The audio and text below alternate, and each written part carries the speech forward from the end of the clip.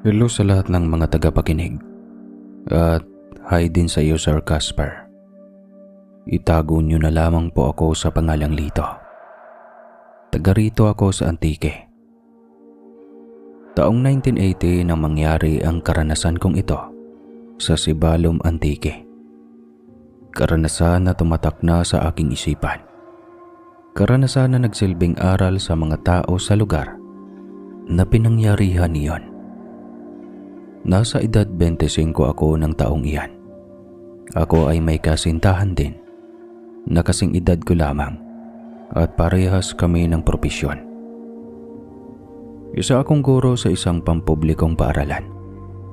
Para mas maunawaan ninyo, sisimulan ko na ang aking kwento. Muli, tawagin niyo na lamang po ako sa pangalang Lito. Hindi ko tunay na pangalan.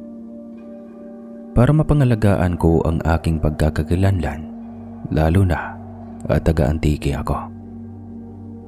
Ang karanasan kong ito ay nangyari mismo sa piyesta ng Sibalom.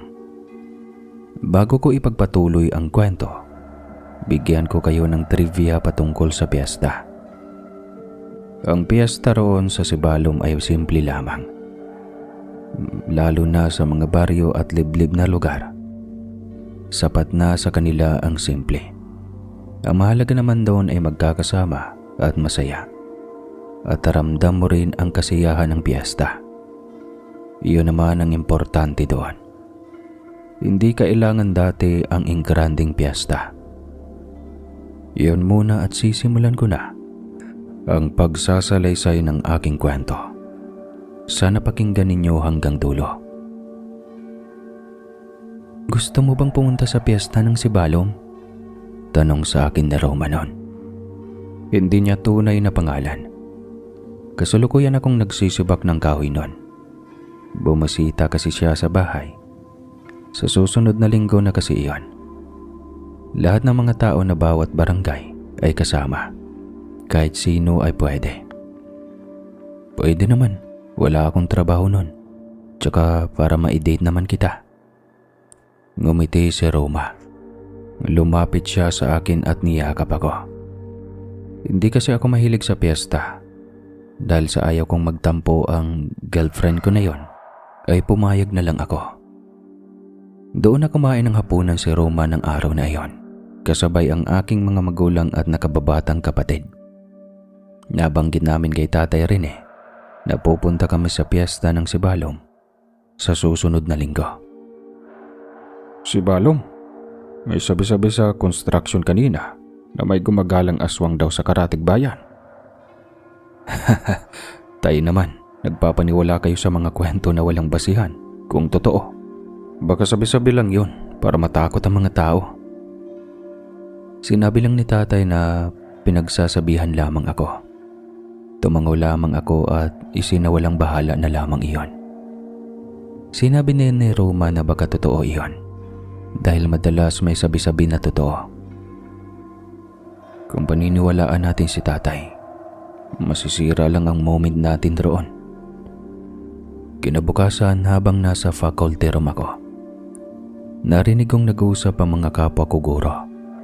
Pinag-uusapan nila ang tungkol sa aswang na gumagala raw sa mga sityo at bayan ng Antique. Bala ko pa man din pumunta sa Sibalom, tapos ganyan ang sabi-sabi na may aswang pala. Baka hindi na ako pumunta. Baka maaswang pa ako, sabi ng kasamahan kong teacher. Napasimangot na lamang ako. Nang matapos ang mga ginagawa, umuwi na rin ako. Lumipas pa ang mga araw hanggang sa dumating ang araw na pinakahihintay namin ni Roma. Pinaghahandaan namin iyon dahil bali-balita na maraming pupunta. Aalis na sana kami noon, Sir Casper, nang lapitan kami ni Tatay Rene. May ibinigay siyang bag sa amin. Para saan yan, Tay? Anong laman ng bag na yan? Nagtatakang tanong ko. Mga armas yan laban sa mga aswang. Kailangan nyo yan bilang paghahanda. Seryosong sabi ni Tatay. Aangal pa sana ako kaso pinanlakihan ako ng mga mata ni Tatay. kaya wala akong nagawa kundi ang isukpit ang bag. Nagpaalam na ako sa kanila. Umangkas na kami ni Roma sa habal-habal at pinasibat iyon paalis. 1 oras mahigit din ang biyahe namin bago narating ang Sibalom. Dahil sa hindi magandang daan. May malubak, may mabatong daan at lupa pa. Mas lalo na sa daan papasok sa bundok. Hanggang sa nakarating kami sa pinakabayan. Sa bungad pa lang ng bayan, ramdam na ang piyesta. Dahil sa ang daming nakasabit na banderetas na iba-iba ang kulay. May mga nagsisidatingan din na karitelya o karito na may angkas na mga bisita sa mga bayan at barangay. Magaganda ang suot ng mga bisita. May mga tricycle na dumadating, pero noon na hindi pa uso ang may kanya-kanyang motor sa Sibalom. May mga namamasada na mga motor na ang tawag ay habal-habal. Grabe, ang ganda ng selebrasyon no. Simple lang pero ramdam mo yung okasyon talaga. Puno ng paghanga na sabi ni Roma habang iginagala ang tingin sa paligid. May mga walang sasakyan at nilakad lamang papunta roon. Normal lamang iyon. May jeep din na dumating na puno. Madalang lang ang jeep sa Sibalom. Naka-schedule lamang iyon. Kaya karamihan ay naglalakad. Isang magandang ehersisyo nung araw na iyon. Iyon naman ang gusto ko, ang mag-enjoy ka rito, Roma. Alam mo naman na busy tayo pareho sa trabaho.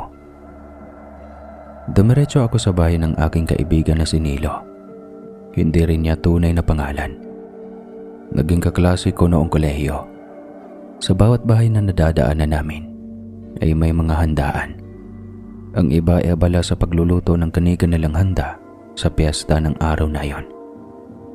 Uso pa noon ang gasera dahil iilan lang ang may linya ng kuryente sa bayan. Tahimik noon ang lugar ng Sibalom dahil sa mismong bayan nagaganapin ang piyesta. Tiyak na maraming magtatanghal at mapapanood sa plaza mamaya, Roma. Kaya nga, excited na ako makita ang plaza mamaya. Masayang sagot ni Roma. Napatingin ako sa langit. Madilim, walang bituin at walang buwan. Para bang ayaw makisama ng langit ng mga sandaling iyon, Sir Casper. Hanggang sa sumagi sa isip ko ang sinabi ni tatay at ng kasamahan kong guro. Okay ka lang? Bakit? Parang hindi ka na umiimik dyan. May iniisip ka ba? Tanong ni Roma. Sumagi sa isip ko ang sinabi ni tatay na may mga aswang na gumagala sa ilang bayan ng Antique. Pero huwag kang mag-alala kung totoo man yon. Hindi ko hahayaan na may masamang mangyari sa'yo. Hinalikan lamang ako ni Roma sa pisngi. Iyon ang paraan niya ng pagpapasalamat sa akin. Ilang minuto pa ang lumipas, narating din namin ang bahay ni Nilo. Nasa labas si Nilo habang naglilitsyon ng native na manok. Iyon kasi ang madalas na ihanda sa piyesta noon, o di kaya ay baboy. Halos lahat ng handa sa piyesta ay purong lutong bahay lamang. Marami rin silang alagang native na manok. Napatingin sa amin si Nilo. "Oh, Lito, ikaw yan?" tanong niya. Medyo madilim kasi sa labas ng bahay. Tumango ako. Iniwan mo na pansamantala ang iniihaw na manok niya at nilapitan kami ni Roma. "Oo, ako nga, Nilo. Mukhang busy ka ata. Marami ba tayong handa dyan? Makikain sana ako." Natawa na lamang si Nilo.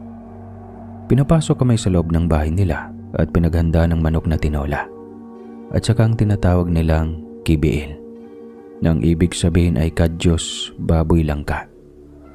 Kilalang ulam sa Western Visayas, lalo na sa lalawigan ng Panay. "Ang sarap ng luto ninyo, Tita Belen. Pwede na panlaban sa mga restaurant." Natawa na lamang ang ina ni Nilo. Kumain na kami ni Roma hanggang sa maalala ko na naman ang tungkol sa aswang na paggala-gala sa ilang bayan. Naikwento ko yon sa mag-anak Sumang-ayon naman si Nilo at ng kanyang ina. May nababalitaan nga sila at balak daw isunod ang sibalom. Oo, nababalitaan ko nga yun. Dapat maging handa tayo. Alam kong hindi ka naniniwala sa aswang, pero kailangan maniwala ka dahil totoo yun. Paliwanag ni Nilo. Tumango na lamang ako. Tumayo ako hanggang sa sinabi kong may kukunin lang ako sa bag. Ipinakita ko lamang iyon. Isa-isang tinignan iyon ni Nilo. Ano to? Latigo? Punyal na tanso? Tsaka, bakit may asin at bawang? Malakas ito makasugat sa aswang ah. Punyal na tanso. Takot ang mga aswang sa tanso, di ba? Maging sa asin. Maging itong latigo. May mga porsilas, kwintas at kwaderno pa dito na magagamit natin dito. Kanino galing to? Inisa-isa ni Nilo ang pangalan ng mga yon. Pati kung paano yun gagamitin. Iniintindi ko naman yon. Mabuti na lang at may alam ang kaibigan ko. Hindi kasi ako naturuan ni tatay at biglaan lamang iyon. Nang maipaliwanag niya lahat, napagdesisyonan na naming magpunta sa plaza kung saan ang sentro ng piyesta at kasiyahan. May sayawan kasi roon. Minsan naman pagkatapos ng piyesta o bago ang piyesta, may paliga pa sila. Para sa mga kabataan na mahilig sa sports, gaya ng basketball at volleyball. Anong gagawin natin kung sakaling may mga aswang na aaligid sa atin? Tanong ko habang inilalagay ang buntot pagi sa aking bulsa na latigo. Kay Nilo naman ang punyal. Kailangan lang natin maging mapagmatsyag dito. Habang nasa plaza tayo, kailangan iginagala din natin ang ating tingin. May nakapagsabi na madalas magbabalat kayo ang isang aswang bilang binata o di kaya ay dalaga. Minsan naman nakakaawang matanda. Paliwanag ni Nilo. Napatango naman ako sa sinabi ng aking kaibigan. Sa tingin mo, atakihin tayo ng aswang na yon? Kung meron man. Tanong ko kay Nilo nang maglakad na kami patungong plaza. Kayang-kaya kasi iyong lakarin, lalo na at malapit lamang iyon. Biglang humigpit ang hawak sa akin ni Roma. Inalikan ko siya sa noo at sinabing walang masamang mangyayari sa kanya. Hindi ako sigurado pero malaki ang posibilidad dahil maraming tao sa plaza mamaya. Tiyak na marami na rin ang nakakaalam na may gumagalang aswang. Napatango ako. Bit-bit ko ang bag na naglalaman ng armas. Ibinigay ko kay Nilo iyon. Yung isang punyal na nilagay niya sa tagiliran. Ako naman, ayun nga. Buntot pagi na maliit lamang. Ipinasuot ko din kay Roma ang porselas na yari sa parang bakal. Hindi naman yun mabigat, sakto lang. Pero pangontra daw iyon sa aswang. Baka may ilan na rin sa mga dadalo ay walang alam sa aswang. Kaya baka sila ang mabiktima kung sakali. Nakakatakot naman, pero alam kong walang masamang mangyayari sa atin. Dahil handa tayong lahat. Sabi ni Roma. Ilang sandali lang, tanaw na namin ang plaza. Maliwanag ang paligid dahil sa mga ilaw na naggalat. Marami ring nagtitinda sa tabi at tapat ng plaza. Marami ring tao sa paligid. Napakaingay at lahat ay masaya. Lumapit ako sa isang tindera na iba't ibang tinda na kakanin. Iyon ay ang suman na nakabalot sa dahon ng saging. May biko, kalamay at bibingka na talaga namang kay sasarap tignan. Bumili kami noon para may kinakain kami habang nanonood. Ang sarap naman ng mga kakanin nila, no? Iba talaga sila magluto. Komento ni Roma habang umunguya ng suman. Hanggang sa pumasok na kami sa loob ng plaza at naupo sa bakanting upuan. Tinawag ng MC ang Kapitan Del Barrio. Nagtungo ito sa harapan at kinuha ang mic rito. Alam kong iba sa inyo rito ay nababahala sa mga chismis o balita patungkol sa kumakalat na mga Hudyo. Huwag kayong mag-alala. Walang masamang mangyayari sa atin dahil nakakalat sa buong plaza at buong baryo ang mga tanod natin. Kaya magsaya lang. Anunsyo ng kapitan kaya nagpalakpakan ang mga naroon. Ang mga tanod ang bahalang tumingin ng mga tao ng mga kahinahinala at tignan ang bawat paligid. Pero sinabi naman ni kapitan na kailangan pa rin naming maging mapagmatsyag at kapag naimapansin kami na taong kahinahinala, sabihin kaagad sa mga tanod at sa mga barangay opisyal na rin. Hanggang sa nagpaalam na ang kapitan. Nagsalita ang MC na magsisimula na ang programa sa isang sayaw o yung tinatawag na baile. Magagaling ang mga mananayaw. May mga umaawit pa. Patingin-tingin ako sa paligid hanggang sa may nakita akong matanda na may bit-bit na bayong. Nag-aabot siya ng suman sa mga manunood. Sa hindi malaman na dahilan ay kinalabit ko si Nilo. Sino yung matanda na yun? Para bang may kakaiba sa kanya? Tanong ko. Oo, ramdam ko yung Sir Casper. Sa tansya ko ay nasa edad 70 ng matanda. Puti na halos lahat ng buhok na nakatali. Mukhang mabenta ang kakanin niya. Tinignan iyon ni Nilo. Hindi ko rin kilala pare. Baka dayo na nais magbenta lamang. Ano namang kakaiba dun? Wala akong nakikitang kakaiba sa kanya. Baka nagtitinda lang siya para sa kanyang mga anak o di kaya ay apo. Tugon naman ni Nilo. Hindi ko na lang din pinansin ng matanda. Baka guni-guni ko lamang iyon. Muli, patuloy lang ang kasiyahan. Pagkatapos ng kantahan, may mga nagsisiyawan. Muli iginala ko ang tingin sa buong plaza. Nagsalubong ang kilay ko nang mapansin ko sa dulong bahagi ng plaza ang isang matandang lalaki na nagtitinda rin ng suman na gaya ng matandang babae. Mag-asawa ata sila. May ilan na lumalapit sa kanya para bumili. Mukhang masarap iyon. May mga bata pang bumibili niyon. Punterya niya lahat ng mga tao na nandoon sa plaza. Hanggang sa tumayo ako. Oh, saan ka pupunta? Tanong sa akin ni Roma. Sandali lang. Bibili lamang ako ng kakanin na tinitinda ng matandang iyon. Sagot ko sabay turo sa matandang lalaki na nag-aabot ng kakanin sa isang magkasintahan. Tumango lamang si Roma. Ako naman ay lumapit na sa matanda. Habang papalapit, tinignan ko ang kabuuan niya. Parang may mali kasi akong nakikita. Napatingin siya sa akin nang makalapit ako. Tinanong niya kung bibili ba ako. Opo, bibili po ako. Magkano po ang isa? Tanong ko. Nang nasabi niya ang halaga at mabayaran, binigyan ko siya ng pera. Nagtungo ako sa pinakalikod ng plaza para doon alamin kung anong klaseng kakanin iyon. Inaalala ko ang sinabi sa akin ni tatay kung paano malalaman kung ang isang pagkain ay gawa ng isang aswang. Tinatawanan ko pa nga noon si tatay dahil kung ano-ano ang sinasabi. Nagpapasalamat naman ako sa aking sarili dahil natatandaan ko pa yon kahit ilang taon na ang lumipas. Binuklat ko ang suman at hinanap sa pinakaloob niyon ang kung anuman.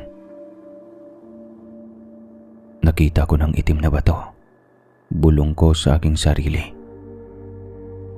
Maliit lamang iyon at hindi iyon mapapansin ng kakain.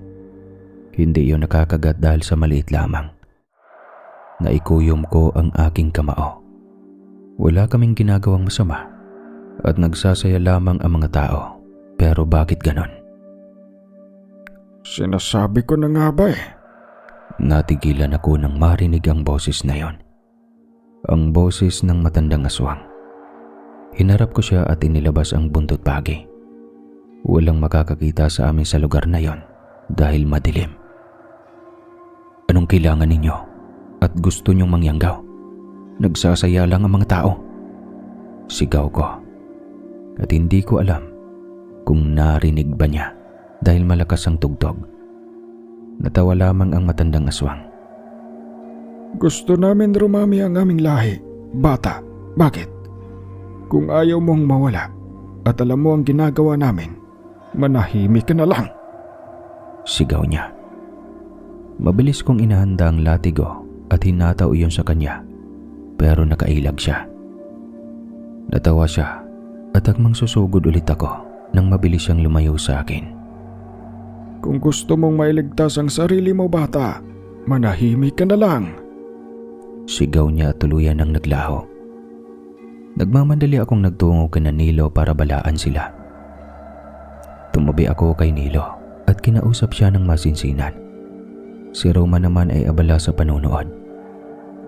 May kailangan kang malaman, Nilo. Tinanong niya ako kung ano ba, habang ang mga mata ay nasa harap kung saan may mga babaeng nagsasayawan. Munti ko nang makalaban ng matandang nagtitinda ng kakanin, yung lalaki. Isa siyang aswang, Nilo. Sandali at may ipapakita ako. Kinuha ko sa bulsa ang kakanin na tinda ng mag-asawang aswang. Ipinakita ko sa kanya ang itim na bilog roon. Nanlaki ang mga mata ni Nilo at naigala ang tingin sa paligid. Tiyak daw na sa susunod na mga araw ay maraming magiging aswang. Hanapin natin yung asawa niya para makausap at kung kaya natin pabagsakin, gawin na natin. Suhestyon ni Nilo. Umiling ako at sinabi na hindi pa sa ngayon. Kailangan naming humanap ng pagkakataon. Kailangan ko makita ang matanda at makakuha rin ng paninda niya para maging pruweba sa mga tao. Sasamahan sana niya ako, pero sinabi ko na dumito muna siya para magmatsyag. Tumayo na ako. Roma, aalis na muna ako. Hintayin mo ako rito. Huwag kang lalabas. Paalam ko sa aking kasintahan. Pwede ba akong sumama? Gusto ko rin munang lumabas. Wika ni Roma. Pumayag naman ako para mabantayan ko siya. Tinanguan ko si Nilo. Oo, nagmamatsyag din ako sa mga taong nakakain. Gaya mo, nagdududa na rin ako sa matanda. Sagot ni Nilo. Lumabas na kami ni Roma ng plaza. Tinanong ako ng dalaga kung saan ako pupunta. Sinabi ko na gusto ko lamang maglakad-lakad. Ayaw ko mag-alala kasi siya. Iginala ko ang tingin. Nakita ko yung matandang babae na nagtitinda sa mga taong kararating lang. Napailing ako kaya lumapit ako rito. Nay, pwede ba ako makabili ng kakanin? Tanong ko rito. Lumingon ang babae at tumango. Kumuha siya ng 2 suman. Sinabi ko na isa lang, pero ang isa daw ay para kay Roma. Kukunin ko sana yon, pero doon niya ibinigay sa kasintahan ko. Kainin mo yan, iha. Masarap yan. Akong nagluto niyan. Tinignan ako ng matanda. Ngumisi siya. Mukhang may alam o ramdam niya na may plano ako sa kanya. Kita ko rin ang pamumula ng kanyang mga mata. Biglang sumagi sa isip ko ang sinabi sa akin ni tatay na ang mga aswang ay pumupula ang mga mata kapag galit. Muli, nag-alok na naman ang matanda ng kakanin sa mga tao. Paano ko kaya siya mapapahinto sa pagtitinda? At paano ko sasabihin sa mga tao na isa siyang aswang? Tanong ko sa sarili ko. Ano yun? Tanong ni Roma. Napatingin ako sa girlfriend ko. Ngumunguya na siya ng suman. Hindi ko namamalayan. Hinablot ko kaagad iyon sa kanya. Tinignan ko ang kakanin. Wala na roon ang itim na bilog. Ibig sabihin ay nakain na ni Roma. Bakit mo kinain? Bakit hindi ka nagsasabi? Nag-aalala kong tanong. Nagsalubong ang kanyang mga kilay. Ano daw ba ang pinagsasabi ko? Napapraning na daw ba ako? Malamang kakainin niya yon dahil pagkain iyon. Hinila ko siya sa tabi. Inutusan kong iluwa niya ang kinain. Bakit ba, Lito? Ano bang problema? Galit na sigaw ni Roma. Mabuti na lang doon kami sa parting walang tao, kaya walang nakakakita sa amin. Makinig ka sa akin. Aswang siya, Roma. Malakas ang kutob ko na balak niyang mangyanggaw rito. Marahil, asawa niya yung matandang lalaki na nagtitinda rin sa loob. Paliwanag ko sa kanya. Umirap lamang si Roma at naglakad pabalik sa loob. Napabuntong hininga ako at bumalik na rin doon sa loob. Nang makarating sa pwesto, nagtaka ako dahil wala si Roma. Tinanong naman ni Nilo kung bakit hindi ko kasama si Roma. Sinabi ko ang dahilan at sinabi ko na nakakain siya ng kakaninang matanda. Nung sabihin ko na baka aswang ang matandang babae at ang matandang lalaki na baka asawa niya, napaparaning daw ako. Hanapin ko lang siya, sandali lang. Nako, malaking problema ito pare. May nakita akong babae kanina na nagsusuka sa gilid. Nakita kong bumili siya kanina sa matandang lalaki. Samahan na kita para hindi na tayo magkahiwalay. Sagot naman ni Nilo. Umalis kami sa pwesto at hinanap si Roma. Kung may masamang nangyari sa kanya, walang ibang sisisihin kundi ako. Hinanap namin siya hanggang sa makita namin siya sa gilid ng plaza na nakaupo. Lumapit ako at hinawakan ang pisngi niya. Ang sakit ng tiyan ko, Lito. Nahihilo ako na gusto kong magsuka. Naku, sinasabi na nga ba'y. Talagang dito ang punteriya ng mag-asawang matanda na yun. Gusto nila magkalat ng lahi. Hinawakan ko ang kamay ni Roma at iginaya siya sa lugar na may mga puno para hindi siya makita. Kinuha ko ang botelya sa bag at ibinigay iyon kay Roma. May laman yun na halamang gamot na bihira lamang makita. Kasama iyon sa bag. Mabuting at may libel iyon. Kailangan niyang inumin iyon para hindi mabilis kumalat sa kanyang katawan ang paggayanggaw. Dito ka lang. Huwag kang aalis ha. Babalik ako. Kailangan lang namin tulungan ang mga tao at mapatay ang mag-asawang aswang. Pangako ko kay Roma. Tumango naman siya. Patawad kung naging matigas ang ulo ko, Lito. Hindi ko kasi alam. Naiiyak na sabi niya. Inilapat ko ang daliri sa kanyang labi. Sinabi ko na huwag na niyang isipin iyon. Walang may gusto nun. At saka hinalikan ko siya sa noo. Tara na pare. Kita ko rito ang ibang mga tao na nagsusuka na. Kailangan nila ang tulong natin. Natatarantang sabi ni Nilo. Nagpaalam na nga ako kay Roma at sumama kay Nilo. Nang makarating kami sa plaza, kita ko ang mga tao na nagsusuka at nahihirapang huminga. Sumisigaw pa sila ng tulong. Ang mga tanod ay nagtitinginan sa paligid ng plaza. Hindi na ituloy pa ang programa dahil sa nangyari. Ang kapitan ay chine-check ang mga taong hindi nakakain ng kakanin at tinitipon sa isang silid. Lumapit kami sa isang tanod. Kunwari ay wala kaming alam para makasagap ng impormasyon. Ano pong nangyari dito, Manong Tanod? Tanong ko sa tanod na binibilang ang mga taong nasa gilid habang hinahabol ang hininga. May mga medics na dumating para tignan sila. Tinignan kami ng tanod. Bigla na lamang silang nagsuka. Lahat ng mga nagsuka ay nakakain ng suman. Nagawa ng mag-asawang matanda.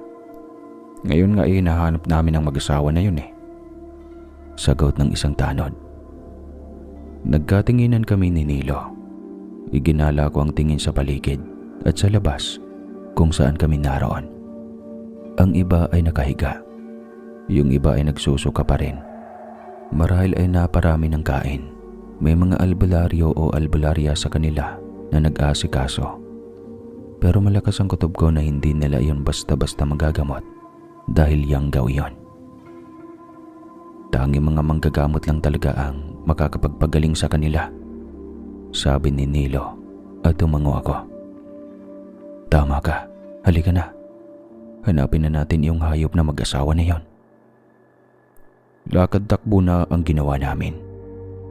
Anumang sandali ay nakahanda na ang aming mga armas sa mag-asawa. Napakunot noo ako nang may makitang babae na naglalaway at mapupula ang mga mata.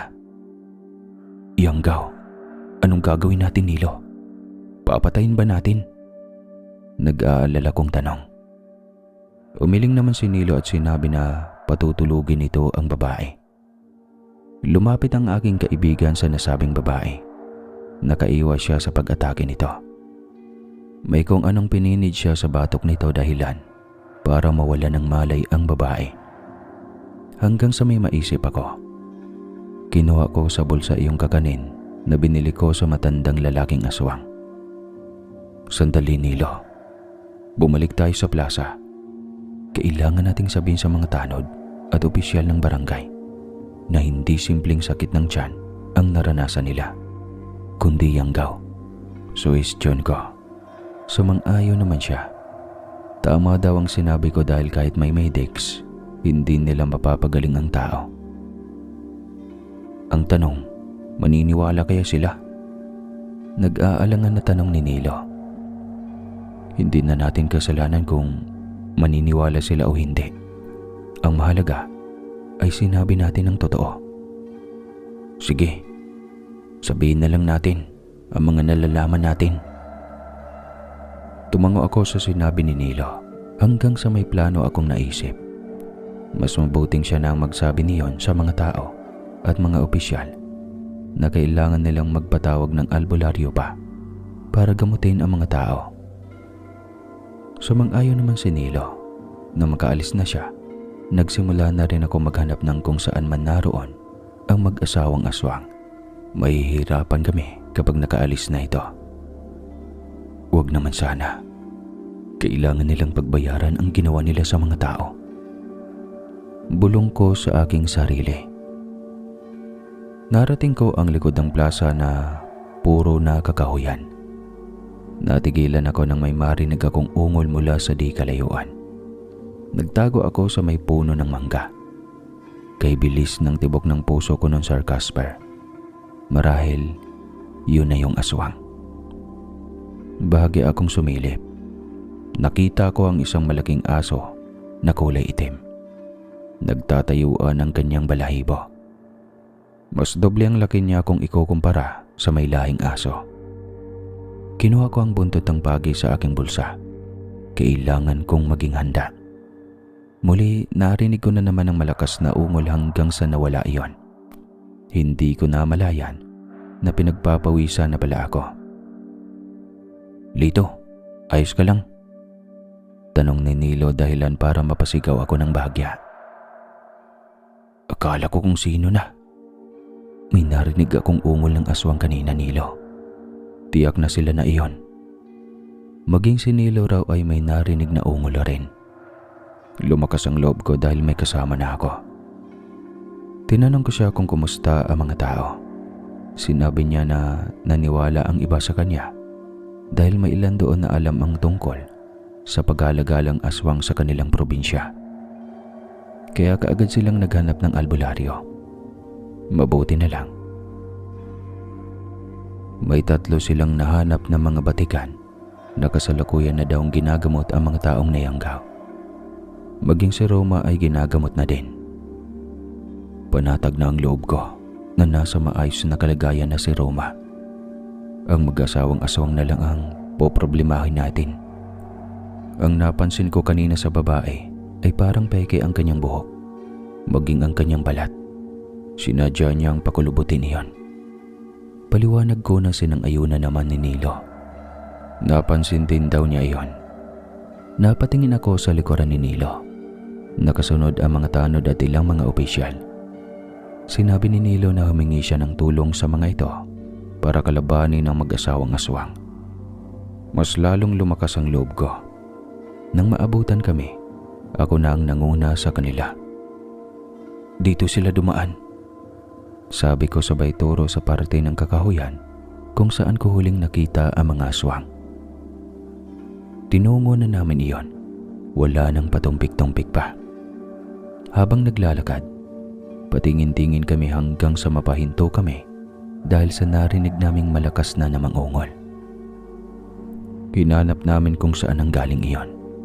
Inihanda rin namin ang aming mga armas kung sakali mang umatake sila.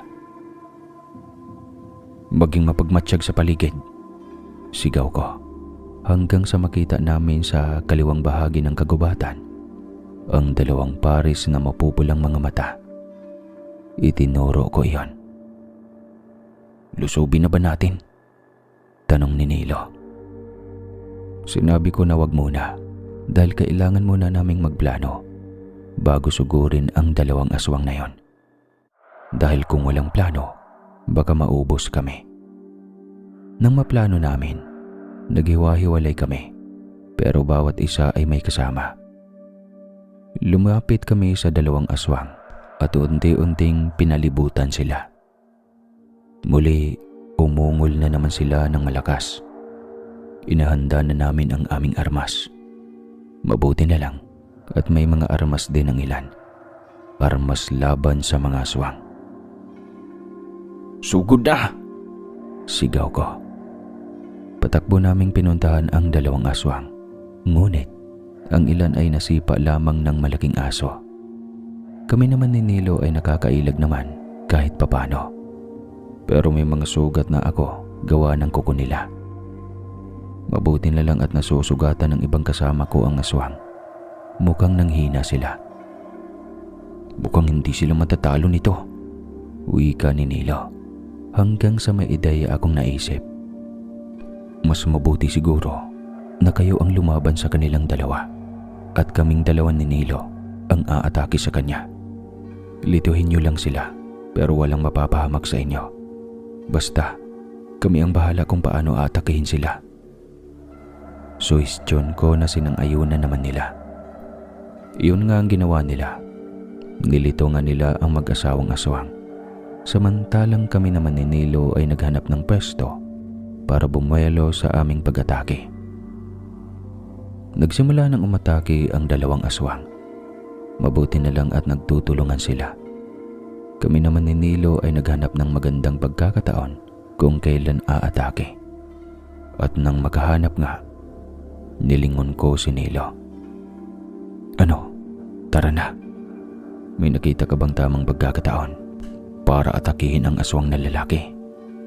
Tanong ko. Tumango naman si Nilo at tumango na rin ako. Lumabas kami sa aming pinagtataguan at patakbong pinuntahan ang aswang. Nagtungo sa likod si Nilo ng lalaking aswang na naging asong ulol na. Ang iba ay pinapatamaan ng sibat at buntot pagi sa harap at likod. May ilan na sugatan na rin. Bumuelo ako at nagtungo sa harapan ng matandang aswang. Papatayin kita para wala ka nang mabiktima pa! Sigaw ko sabay talo ng mataas. Kumapit ako sa mabalahibo niyang katawan. Pilit niya akong nilalaglag pero dahil may mga tao sa ibaba na inaatake siya, hindi niya iyon nagawa. Napatingin ako kay Nilo na nakakapit sa buntot ng lalaking aswang at pinagsasaksak niya ito ng hawak niyang sibat. Ako naman ay dahan-dahan na umakyat dahil baka malaglag ako. Nang nasa taas na ako, mabilis kong itinarak ang punyal sa ulo ng babaeng aswang. Dahilan para mapaungol siya ng malakas. Dapat lang sa'yo to. Napakasama mo kasi. Nanggigigil kong sabi. Pero nalaglag ako nang magwala siya. Mabuti na lang at nasalo nila. Si Nilo ay nasa ibaba na at mukhang napuruhan niya ang aswang. May tali ang kanyang braso ng tela dahil dumudugo iyon. Bumagsak sa lupa ang kanilang katawan habang habol nila ang kanilang hininga. Unti-unting nagbago ang kanilang anyo bilang tao. Sa wakas, tapos na ang laban. Mabuti na lang at tayo ang nagtagumpay, sabi ko. Nilapitan ko si Nilo at tinulungan siyang makatayo. Marami ang sugatan sa amin pero salamat at walang namatay. Nang makarating sa plaza, naroon pa rin ang mga tao at nagpapagaling. Salamat naman at naagapan ang yanggaw nila. Lumapit ang ilan sa amin ni Nilo at nagpasalamat. Dahil kung hindi daw dahil sa amin, hindi nila malalaman na nayanggaw sila. Baka natuluyan silang maging aswang. Lumapit din ang kapitan sa amin. Maraming salamat sa inyong lahat, lalong-lalo na sa inyong magkaibigan. Utang ng lahat ng tao na narito ang aming buhay sa inyo. Madamdaming pahayag ng kapitan habang lumuluha. Walang anuman po yon. Hangad ko po ang kaligtasan ninyo. Masaya po kami ni Nilo na nasa maayos po kayo. Iginala ko naman ang tingin ko. Nakita ko si Roma. Akmang lalapitan ko siya nang hawakan ako ng isang medik at sinabing gagamutin kami at baka lumala ang kondisyon namin. Tumalima naman ako. Mamaya ko na lang pupuntahan ang kasintahan ko. Tinignan ko isa-isa ang aking mga kasama. Lahat ay sugatan habang ginagamot. Ang iba ay nakatulog na dahil sa pagod. Mabuti na lang talaga ligtas tayong lahat at natalo natin ang mag-asawang aswang na yun.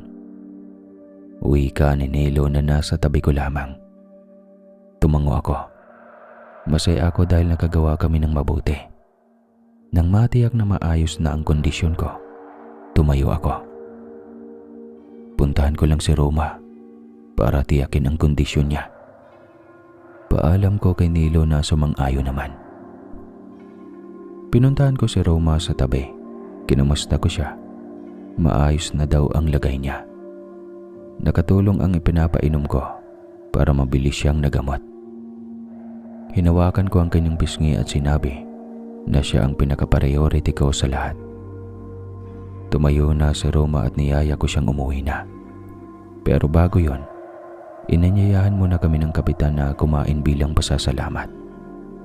Pinaunlakan naman namin iyon at siyempre, itinuloy ang kasiyahan. Muli, nagpapasalamat ako kina Lito at Nilo, pati sa mga kasamahan niyang pumaslang sa mag-asawang aswang. Kung sakali man na mayroon pa silang kasamahan, mag-ingat na lang tayo sa ating tahanan. Natapos ang kasiyahan na masaya ang lahat dahil wala nang napahamak. Bumalik kami kina Nilo at sinabi sa kanyang mga magulang ang nangyari. Nalaman din daw nila kanina sa mga tsismosang kapitbahay. Ang sabi ng kapitan ay ipagbibigay alam daw bukas o mamaya sa Karatig Baryo o sa mga bayan ang tungkol sa nangyari para makapaghanda ang mga tao. Kinabukasan ay umuwi na kami ni Roma. Nakauwi naman kami ng ligtas at sinabi ko kay tatay o sa mga pamilya ko ang nangyari sa amin noon. Sinabi ko naman sa iyo, diba? Mabuti na lang at pinagdadala kita ng mga armas. Dahil kung wala ang mga yon, baka napatay na kayo ng aswang. Iiling-iling na sabi ni tatay. Nagpasalamat ako sa kanya. Damipa sa mga araw ay wala nang napapabalita na mga bagay tungkol sa aswang. Nakahinga na ako ng maluwag noon. Marahil natakot na ang mga aswang na gumawa ng hindi maganda dahil alerto na ang mga kababayan ko. Ayaw nilang maubos ang kanilang lahi.